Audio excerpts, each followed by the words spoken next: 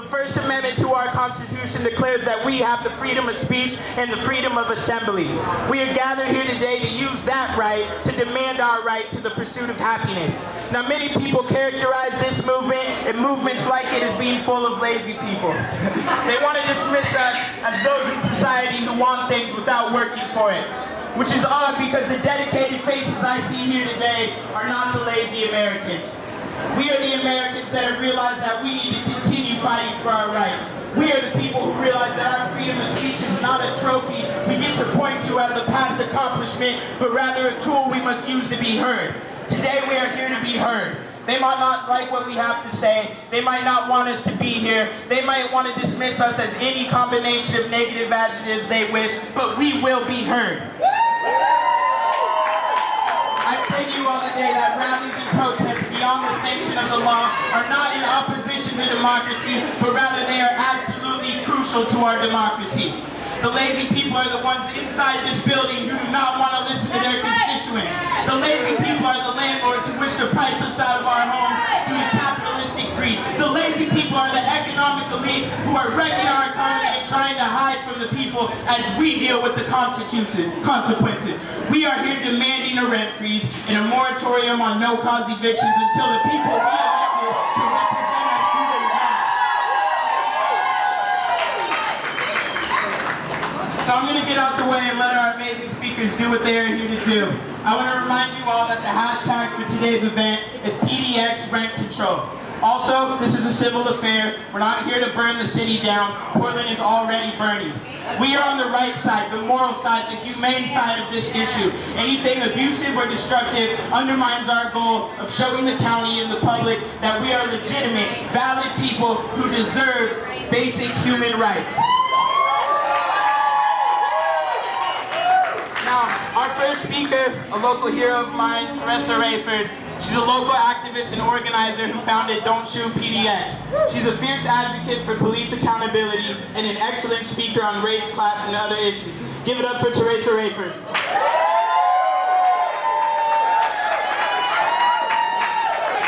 Hi, y'all. I never prepare anything to say, but I do understand that right now we're in April. It's April 7th. And on April 11th, the Fair Housing Act in 1968 was signed into legislation by LBJ because Dr. King had been murdered on April 4th. He had been murdered for some of the same causes that we're out here standing for, that we march for, that we testify on behalf of, and that we advocate for as activists. That was in 1968. 1968, 48 years ago, and we're still standing on the front line, still asking for fair housing and decent wages. We're still asking this country to take the fight against poverty towards poverty and systemic oppression, and not to have that fight come towards us, the people. You know what I'm saying? They have been hindering our humanity with the policies that are in place. The poverty that exists is systemic. There's an economic value that only the government can achieve and value any benefit from. We're standing right here at Multnomah County, and you know what they've been doing to youth in my community as they've been pushing us out of our homes? They've been pushing us into their prisons. They've been pushing us into mass incarceration. They've been taking our children out of their families' homes and putting them into foster homes out of their community. They've moved entire generations outside of the city where they grew up at, where they worked, where they had a history, where they had memories, where they had family, where they had community. That's intentional. It's business. It's business as usual. And we can't accommodate that type of business anymore. If we're here today, we cannot accommodate that type of business anymore. If the business of housing in Oregon is providing affordable housing to people that make $80,000 plus, that's not fair housing. And if we're talking about racial discrimination and economics and religion and gender and all those different class issues being discriminatory practices, we have to look at this greed practice. We have to look at this greed practice because right now the practice is not against just our color. They're trying to push us out, period. They're trying to push, if you're poverty, if you live in poverty, they don't want you here. Not in Multnomah County, they don't. Not in this progressive city, they don't. They don't want you here. You don't belong here. And they're going to make it very unaffordable for you. Now, when I think about fair housing, I think about like legislation that makes sense, that makes housing increases illegal, especially when they undermine the humanity of people that need to have safe housing in order to live. Like people that are elders, our children, our people with disabilities. They don't care about none of us right now. They're knocking all of us out. That's incredible. And it's a trip that we're standing here as activists and advocates, and a lot of these same politicians that we've elected aren't standing with us. Right. Where are they? Where are our leaders? Where are our leaders at right now? They're going to ask us to vote for them, and they're going to make sure, they're going to say, make sure your zip code matches your district. Well, how many people can securely use the zip code that they can think that's going to be the same one they have in November? How many of us right now think the zip code you have right now is going to match the district you're going to live in November when it comes time for election? They know you're not going to be able. People aren't even getting their registration cards because they don't have addresses. Come on, let's take this serious. We have the voice. We have the vote. It has to be an intentional opportunity to spread the word about what's happening right now. You have to do it. You don't even have a choice. It's cool that people are honking. Honk back at them later on. If you're videotaping this right now and you're doing a hashtag PTU. Go to PDXTU. Put the link on all of your pictures, on all of your Instagrams, on all of your Snapchats, Facebook, Twitter, all that. Make this the thing to do. If you still use your cell phone for texting people, send out a text group message and tell people to get with the movement right now. Because you know what? People that never protested before, when they got those 90 days, no cause evictions, they called us. They called us, and we're going to hold them accountable to standing with us while we fight for them. Because if you're not on the front line fighting for yourself, you can't trust us fighting for you. We keep electing people that keep leaving us behind. Let's not let that happen in 2016.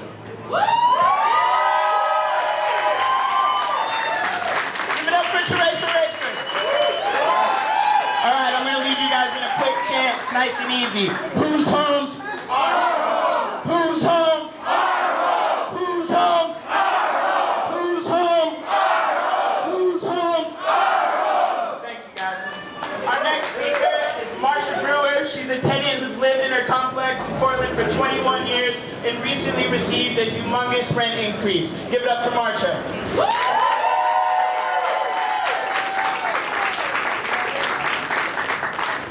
I want to say hello to each and every one of you for being here today, because you are why I'm proud of Portland, all of you. And this is crucial that we're here today. And of course, many of us are leaving our jobs to be here, and you know that minimum wage, we need that minimum wage in order to pay our rents, but we're taking off because this is crucial today. Yeah. So, I'm glad, I have been living in my apartment 21 years. The landlord passed away a few years ago and the complex was sold. Naturally, we were concerned that it happened. Of the 16 units, most everyone got no-cause evictions, and the two of us who lived there the longest were graced with outrageous rent hikes, mine being $365 more a month. The new owners came into my apartment, looked around, and took photos in my private space without so much as a request to do so. They later came early in the mornings without any warnings, without any notice, started pulling siding off, getting under the crawl space, banging around, using electric saws, and making noise. There was no warning. Sorry.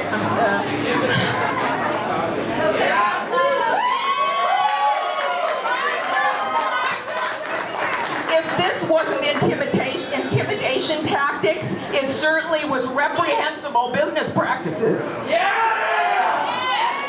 The climate of apathy and disregard of fellow neighbors and renters in this city now is intolerable and totally unacceptable. What is happening to so many of us being displaced is not only about being kicked out of our long-standing neighborhoods, which is a horror in itself, but a larger issue, a systemic greed disease. Our homes as renters have become commodities to be bought and sold to the highest bidder. The rug being pulled out from under us as our lives are disrupted and traumatized. We are thrown out, our rents doubled or tripled. We must have these outrageous rent hikes frozen and taken away now, and we must have no-cause evictions eliminated for good.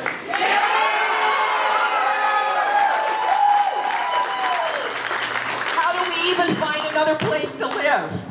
Affordable housing is almost non-existent now. There are 1- and 2-year waiting lists, if that. And I am on as many as I can put my name on, if they are even open. Let us invite our elected officials to have their rents or mortgages be doubled, tripled, or quadrupled. Let us ask them to live in homeless camps for a very, very long time. Let us ask them to walk many miles in our shoes without the privileges they so take for granted. This demolition of our city, our neighborhoods, our communities, and of our people and our very lives is appalling. And that is why, in the very least, we are demanding again rent freeze today and no more cause evictions. Give it up for Marsha! Our next speaker is Hyung Nam. He's a teacher at Wilson High School and an organizer with Healthcare for All Oregon, among other groups. Here's Hyung. Hi, I'm Hyung Nam. I'm with Portland Association of Teachers. Landlord coming through. Landlord right here.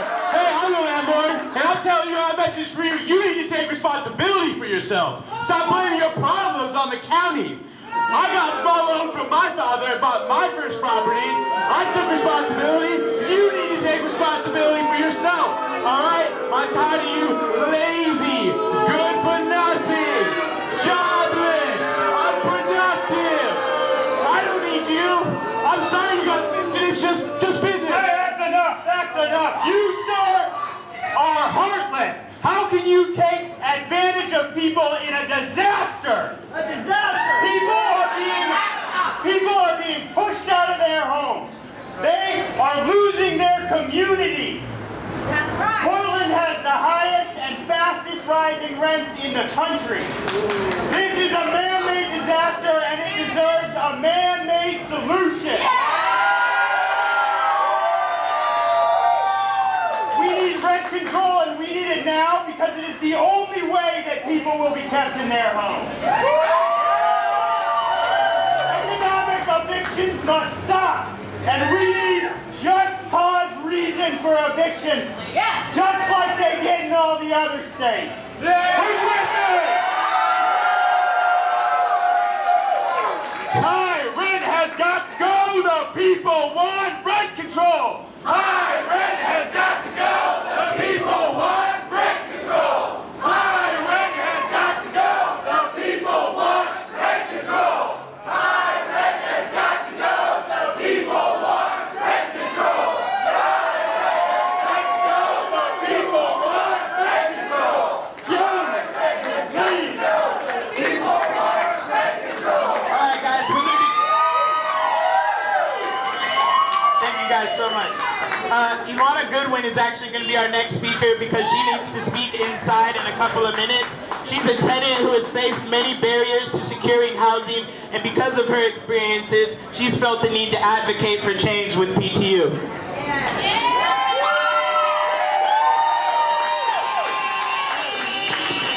I first want to say that I'm so grateful to be here with you this morning. It has given me hope to have a voice and to stand with you.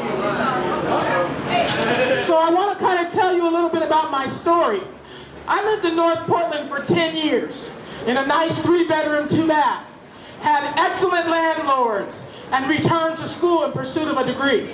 I had paid my rent, was responsible in bettering my life, but eventually Home Forward told me that I no longer qualified for that 3-bedroom and that I needed to find other housing for it to be affordable. I put in notice and with voucher in hand started searching. After it became painfully clear that I could no longer afford to live in North Portland, I expanded my search. I had no clue what was waiting for me and the journey I was about to embark upon. Little did I know that the next 8 months would be the most heart-wrenching and disappointing. I lost my voucher, was discriminated against for a 22-year-old conviction, and have spent countless hours with you searching for housing. I liken this crisis to a pipe that burst on a high hill and was drowning the people below.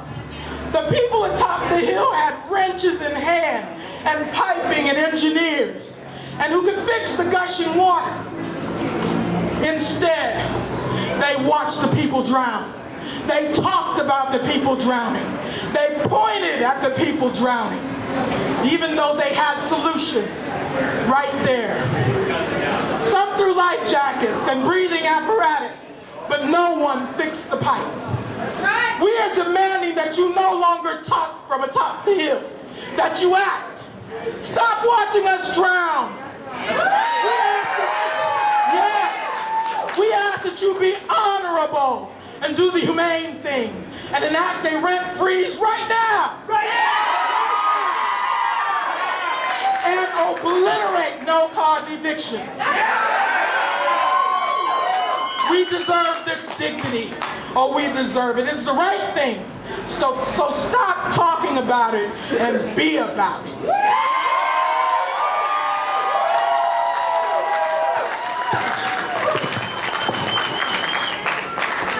Thank you, Ilana. Okay, our next speaker is Hyung Nam, teacher at Wilson High School. So I'm here to speak today as a teacher and a member of my union, Portland Association of Teachers, that has recently passed a resolution in support of PTU. It also has kicked in some money to support the important organizing here that PTU is doing, and I encourage every worker to get your unions to do the same thing. But before I talk about this issue as a teacher and a union member, since I was interrupted by this greedy landlord, I'd like to just say a little bit about the issue. I actually happen to be a landlord myself. I live in the Buckman neighborhood in an owner-occupied duplex. When I bought my duplex, I lowered the rent, and my rent that I charge for that duplex unit is $25 more than it was renting for in 2002. All of your landlords do not have to raise your rent on you every single year. They don't have to jack up these rents. They only do it because they have the power to do it and because they are greedy. This is why we need a freeze on rents and just cause so that we don't have evictions. So let me talk about the way that this impacts us in education. As Teresa Rayford was talking about, right? Housing is also an education issue. Schools today throughout the country are as segregated as they were in 1968. Why is that? It is because housing is segregated. When we have this inequality, it is not an issue of supply and demand. It is an issue of inequality, racism, and oppression. This plays out in our schools. How does it affect our students? I mean, when they don't have stable housing, when they're transferred in the middle of the school year to another school, I mean, think about how difficult it is for your students or when you were a student in high school, right? Getting to know your friends, your peer groups, and so on. When they're transferred in the middle of the year, they're more likely to fall through the cracks. I have students that have told me that they don't have a quiet place to study at home because they're living in cramped quarters that it's the only place they could live in. And besides that, right, their parents and the students are all under stress because of the precariousness of not having stable homes, maybe being forced out of their homes, and the whole stress that also affects their health as well. But besides that, this also plays out in the way that public schools function. basically the rich do not send their kids to public schools. Right? If our city becomes a playground for the rich, our public schools will be destroyed, like we see happening in other cities that are really unequal. The rich don't send their kids to public schools, and this is also an attack on unions as well, because this will hurt public schools and unions, where some of the last strong unions that we have are with public school teachers. And finally, I just want to say that Portland, we believe that Portland Association of Teachers believe that we need to fight for the schools that our students deserve, and that's beyond just the contracts for us. It's about the communities that our schools and our families are in, and we need to make sure that our schools and our communities are for all, not just for the rich. Thank you.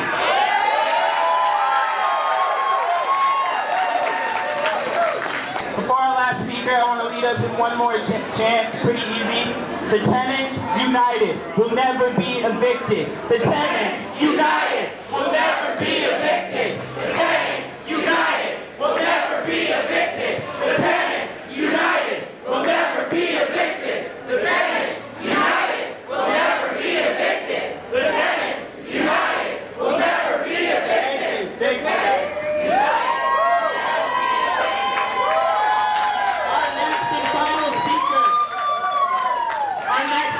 Speaker is Margot Black, another hero of mine.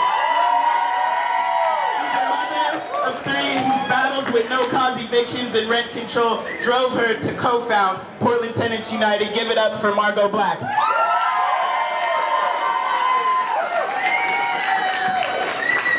Hey everybody, I can't tell you how much joy it brings me to see everybody out here.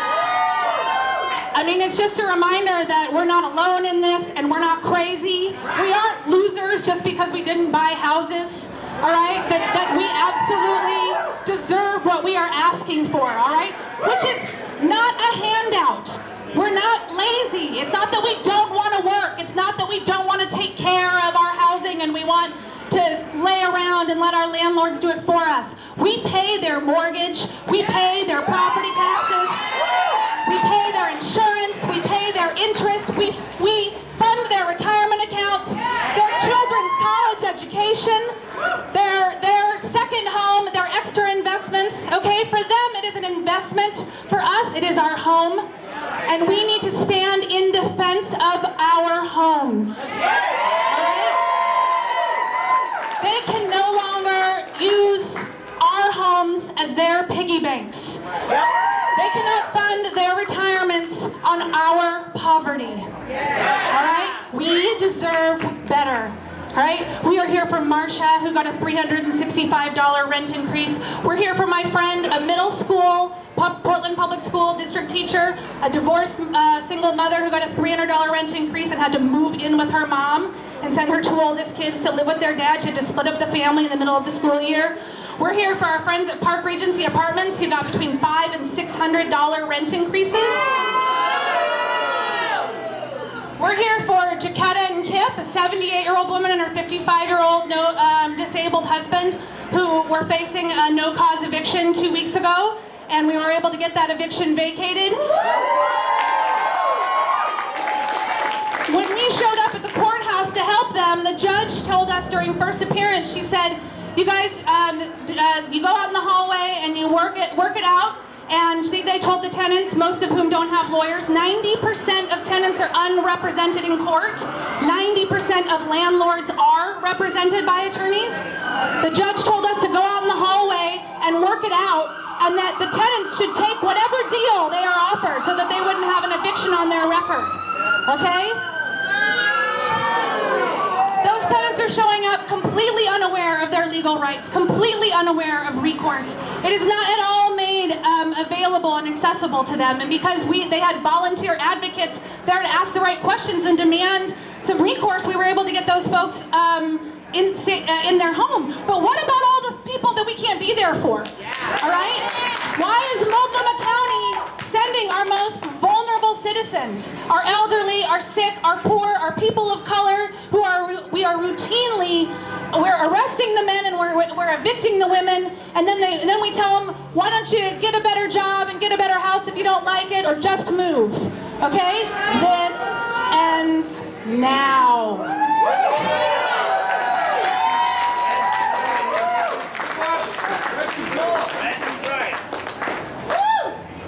We're here at the county because we have heard about numerous people in unincorporated Multnomah County who aren't protected by our renter protections, our 90-day notice on no-cause evictions and rent increases. Okay, those aren't actually protections. They don't protect you from a rent increase. We all know. They don't protect you from a no-cause eviction. They give you a little bit more time to deal with the trauma, all right? But they are not actually protections. They are snooze buttons. That being said, 90 days notice is nice, and we realize that if we do this on a city level, then we will have all these folks in unincorporated Multnomah County, Washington County, Clackamas County, wherever it is, who are left without protections, all right? We need the biggest protection possible. We're here for my friend Jess, a Gresham resident who lives in Multnomah County. $50 short on her rent as a newly divorced single mother of two. One of her children faces profound disabilities. $50 short on her rent. Gets an eviction notice. Sent to Multnomah County Courthouse. Told to go work it out in the hallway. With a money order in hand for her full rent, the late fee, the court fees. And her lawyer tells her, or the landlord's lawyer says, we'll take your money, you have to get out by the end of the month, and if you take that deal, you won't have an eviction on your record. She didn't have a lawyer. They told her not to bother asking for a court trial, that she wouldn't win. She took the deal, she moved out on time, then she was charged a $1,500 lease break fee. Legally. And she was charged $1,000 in deposit fee. She'd only lived there 1 month. They charged her for the dishwasher that was broken when she moved in, and the washing machine that was broken when she moved in. How does she get her deposit back? She takes them to court.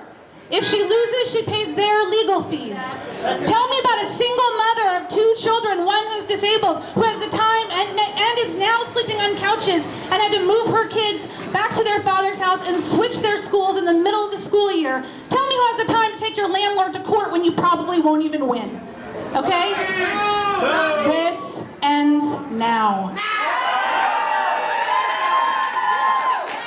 We are here for Alana, who lost her housing voucher because of a 22-year-old non-violent felony, a felony that occurred before many of you were born, okay? We are here for Chelsea, a woman of color and a single mother who spent 6 months looking for housing. She has a college degree, she has a professional job, and when she would go to view properties, they'd say, where's your baby daddy? Are you sure you can live here? Are you sure you can afford that? We don't think you should apply. Is your credit score 650 or above? 6 months for her to find housing. Okay? Where did she find housing? Park Regency Apartments, where we just heard they're getting $500 rent increases. All right? So you move in, and now your rent is fixed for a year because of the one meager protection we got out of the state session. We asked for 5 and we got 1. Okay? But what happens in a year? She realizes the writing's on the wall. She has to move. None of us feel safe. All right? Even if you've got a lease, you don't know if it's going to be renewed. You don't know what kind of rent increase you're expecting at the end. I hear all the folks talking about the school boundaries and what a tragedy it is to move kids from one school to the next, and how they should never be separated from their peers that they're going to go into middle school with. And I think, I have no idea if my kids will be in the same school next year. If you're a renter, you never know where your kids are going to be in school the next year, okay? This ends now. So what do we need? Rent control. That's right. Well, if we don't get what we need, there will be a rent strike. So,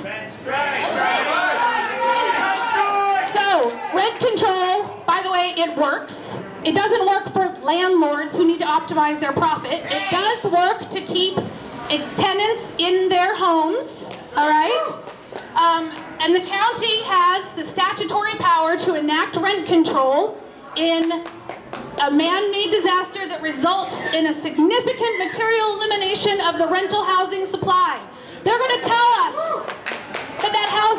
on fire. They're going to tell us that that housing needs to have been destroyed by a bomb or a flood. And I need you all to listen to me, okay? For folks who have been priced out of their homes, for folks who have been evicted from their homes, for folks who have been no-cause evicted from their homes, that housing that existed now does not exist. For them, their housing has been materially eliminated. Okay? We have 1,325 homeless students in PPS from last year. There are 1,313 full-time, year-round, entire homes on Airbnb. In 1 month, David Douglas School District signed 79 children up as homeless, most of them from no-cause evictions. We know we are in a tight rental market. We know the rents are too high. We know that there is not enough housing. For those folks who have been displaced, their housing has been materially eliminated. When we are demolishing formerly affordable homes and turning them into $700,000 homes, those homes have been materially eliminated. All right? So you have to tell them when they tell you they can't do this because the homes aren't on fire, when you are leaving all of your belongings behind or moving it into the garage or the sheriff comes and locks you out and moves it to the dump. All right? We have piles of kids' clothes and toys. We have furnishings. We have dishwashers sitting out in driveways with free signs. Tell me how that is any different than your home being on fire. That housing has been materially eliminated. And so we demand that the county stop talking. And like Alana said, fix the damn pipe, okay? They have commissioned committee after committee after committee, study after study after study, scratching their heads and trying to figure out how do we deal with the fact that communities of color are being displaced from the city and that the city doesn't have enough housing for low-income residents. We need to give more money to developers to build more affordable housing. Sure, build more for sure, and definitely build more affordable housing, but let's also talk about making all housing affordable. Right now. All right? We demand a rent freeze, a moratorium on no-cause evictions, and we're not going to ask about what Oakland just did this for 90 days. To hell with 90 days. We need these things in place until this crisis either fixes itself, okay, all that magical supply comes online, you know, when the developers build themselves into a supply gut, which by the way won't happen because Econ 101, all right? Or until a more sustainable solution is in place, and that sustainable solution has to involve removing screening barriers, getting people into housing, lowering security deposits, mandating landlord licensure and education, tenant rights, plastered in every rental unit. We need safe housing, we need secure housing, we need stable housing, we need it for us, we need it for our communities, we need it for our schools, we need it for our local business leaders who can't raise wages enough to keep us in our communities. If the landlords keep moving the goalposts, we'll always need more money. The wages won't get high enough, okay? Rent freeze, eviction moratorium, and if they don't give it to us, then we start talking about a rent strike. I just want to shout out, rent strike! Thank you very much to Sarah Iannarone, mayoral candidate, who is out here to support our concerns, and David Shore, who is out here to support our concerns, and Bruce Entlewistle, I think I said that right, who is out here to support our concerns. Chloe Daly, running for city council. You need to tell all of your policymakers that you rent and you vote and you are voting on this. Thank you very much for coming out. Thank you, Margo. Thank you, Margo. Okay, one last chant for us. It's an easy one. High rent has got to go. The people want rent control. High rent has got to go. The people want rent control. High rent has got to go. The people want rent control. High rent has got to go. The people want rent control. High rent has got to go. The people want rent control. High rent has got to go. The people want rent control. High rent has got to go. The people want rent control. Thank you, guys. So we already have speakers inside that are going to speak are speaking right now, so I would like all of us to move in as one, in unity, to listen to who we have speaking to our county speakers inside. Thank you.